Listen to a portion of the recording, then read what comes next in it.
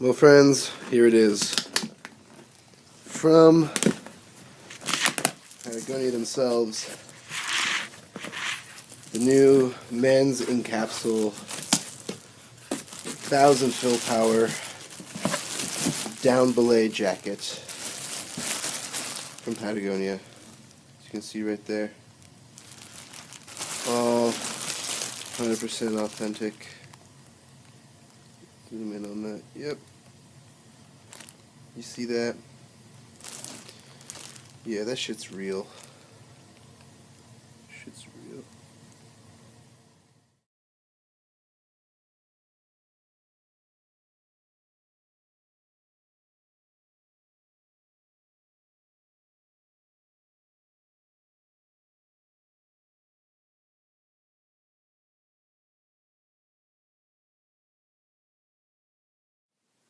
There it is. Patagonia men's Encapsil down Belay parka. Retails for $6.99. Weighs at just over 19 ounces, the large on my scale. As you can see, it's actually what appears to be the 10 denier fabric that you see on the ultralight down hoodie. Let me see if I can get in closer. You'll be able to see the pattern there they use. I forgot that term, but it's to really just make this fabric really downproof and very, very durable. Kind of has a little North Pole motif to this thing. A few things about this jacket. It retails for $6.99. It's made with Patagonia's new proprietary Encapsil plasma coated down waterproofing technology.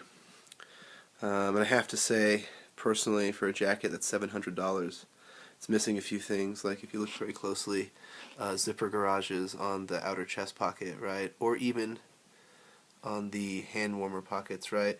And unfortunately, I can't get these zippers to zip up any more fully, right. So you can see snow will get in there, maybe some sort of precipitation would get in there, and get stuff in your pockets wet.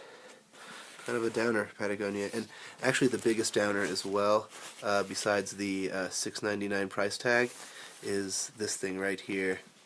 You can see it's made in China, which, I mean, yeah, a lot of goods are made in China nowadays, but a $699 limited edition Patagonia jacket probably shouldn't be made in China, in my humble, rather uneducated opinion.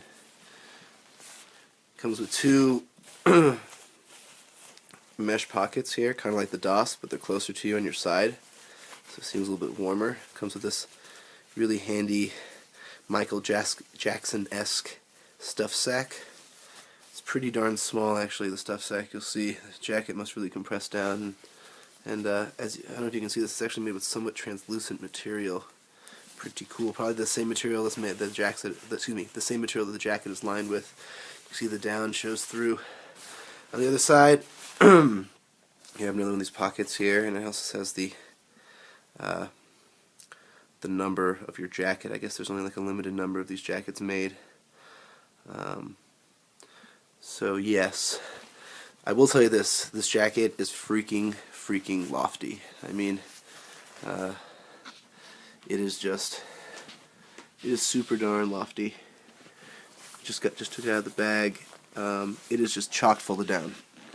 Almost to the point where the down seems to almost want to clump together. It's chocked so full of down. The hand warmer pockets, the zipper's pretty nice. I really like the zippers. The hand warmer pockets are unlined. They're also, as in the sense they don't have like fleece on them, but they do have this cool space fabric. The cuffs, very interesting. Just straight stuffed like crazy, as you can see, just like, but the elastics are right there, so kind of a less pronounced cuff. You definitely look like, I don't know, your hands are going to be, or your wrist is going to be pretty warm in this thing. It already feels loftier than my Fitzroy, which I'll show you shortly, which might not be saying much considering the Fitzroy doesn't have that much down for how much it weighs. You can see here, you can see the tag. Patagonia is really marketing their Encapsil really big. Yeah, it's a proprietary plasma process that safely and dramatically increases down's loft warmth for weight, strength, and water resistance with a clean and virtual permanent treatment. Interested to see how many uses. Yeah, so they have like the retro Patagonia tags here and like on the chest. The jacket also has 2 hem cinch cords on the side, right? With toggles. You have one here as well, underneath. And really, probably my favorite part about this jacket, though, it actually doesn't have, this is a shame, it doesn't have any fleece on the inside of any of these either. My Fitzroy has that. Even my Montbell has that as well. This awesome Drawcord hood that they rock with the down sweater, the new upcoming DOS, the Fitzroy. I mean, this thing, one of the best hoods around, I think. So, yeah, here's just the initial review. Let me show it to you what we'll put on. So for size, it's a size large. As you can see, it's a very, very puffy jacket.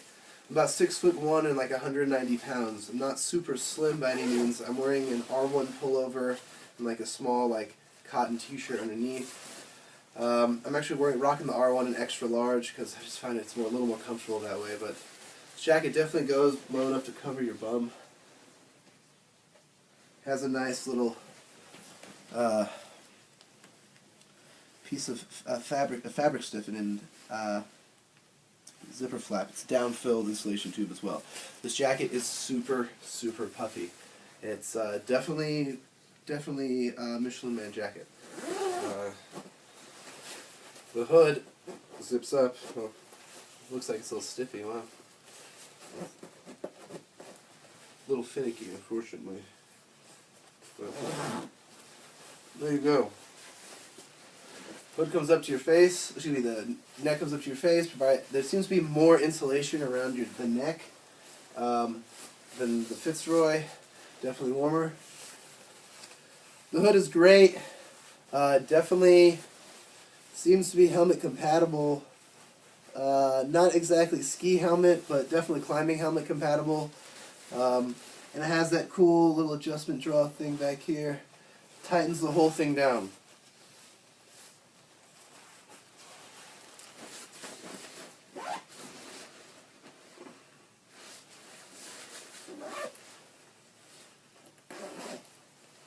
This jacket is an incredibly, incredibly lofty jacket. I don't know if I've ever actually... Yeah, I have. It's like as puffy as like a...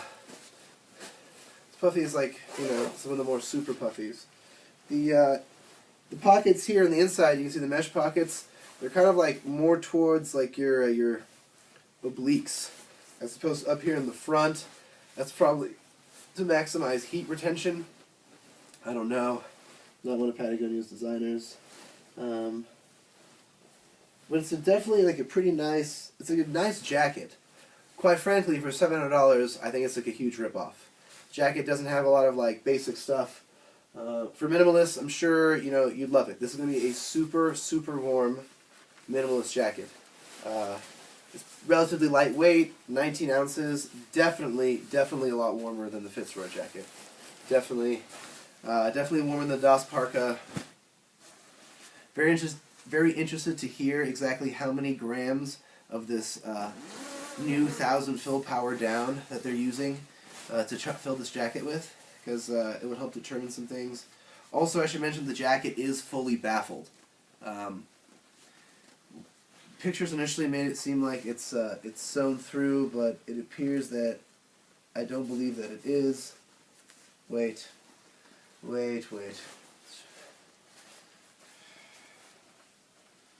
Yeah. Unfortunately, it does appear. Let me pull out the Fitzroy.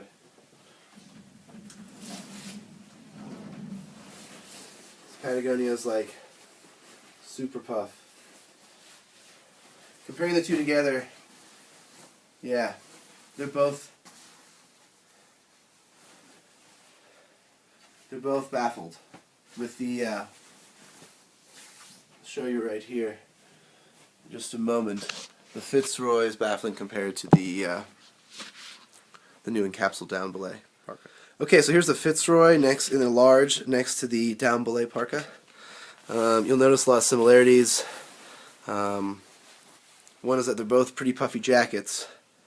I don't know if you can tell exactly, but there's definitely more loft to, actually I don't know. What would you all have to say about that, huh?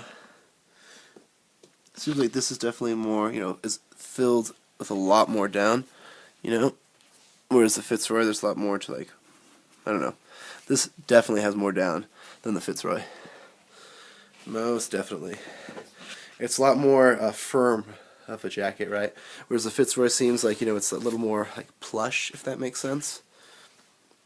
And to my mistake earlier, when I was posting online, it does not have the same zippered setup as the Fitzroy. The Fitzroy has the internal zippered pocket and the one mesh actually up here in the front, whereas the down Belay just has the two mesh close to the obliques.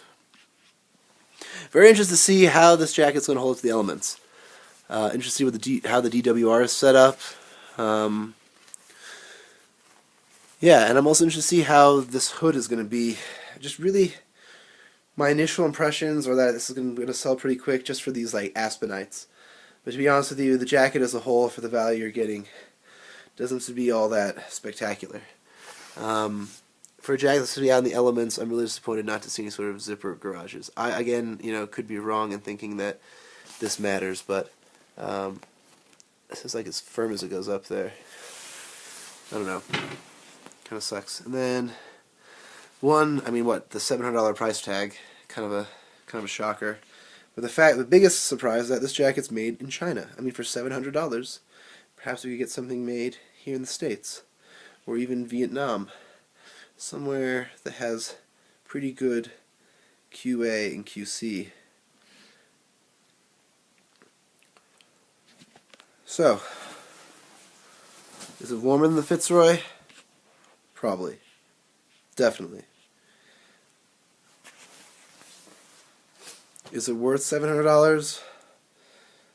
Probably not. We're going to have to test it out outside.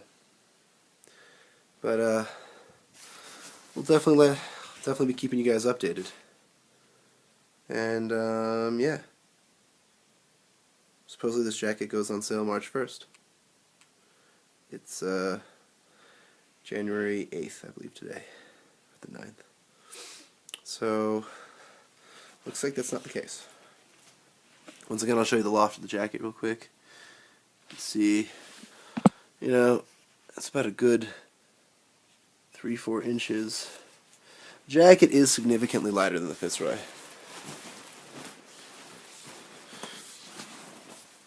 Yeah. Definitely lighter than the Fitzroy. Shame it doesn't have the nice little things like the fleece in the pockets or in the face right here. I love the fleece in the face because otherwise I just fray the collars because of my stubble. Alright, well, we'll be back with the actual tested product review.